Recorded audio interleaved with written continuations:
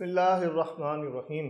دنیا کے نقشے پر چند ہی ایسے مقامات ہیں جہاں انسان کی روح اور اس کی دنیاوی جستجو ایک نقطے پر آ کر مل جاتی ہے۔ مکہ مکرمہ اور مدینہ منورہ وہ دو شہر ہیں جن کی مٹی سے ہر مسلمان کا ایک ایسا رشتہ ہے جو لفظوں کا محتاج نہیں۔ صدیوں سے ان مقدس گلیوں میں ایک اپنا ٹھکانہ ہونا محض ایک خواب تھا، ایک ایسی تمنا جو دعا بن کر لبوں پر تو آتی تھی مگر قانونی دیواروں سے ٹکرا کر رہ جاتی تھی۔ لیکن آج وقت کی لہروں نے ایک نیا رخ اختیار کر لیا ہے۔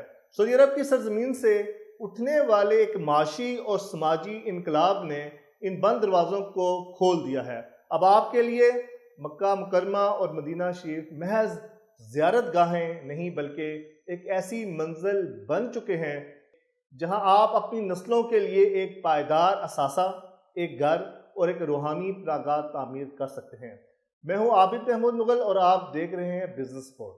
اس عظیم الشان تبدیلی کے پیچھے سعودی ولی عہد شہزادہ محمد بن سلمان کا وہ بلند آہنگ منصوبہ ہے جس نے صحرا کی ریت میں ایک جدید اور خوشحال مستقبل کے بیج بو دیے ہیں۔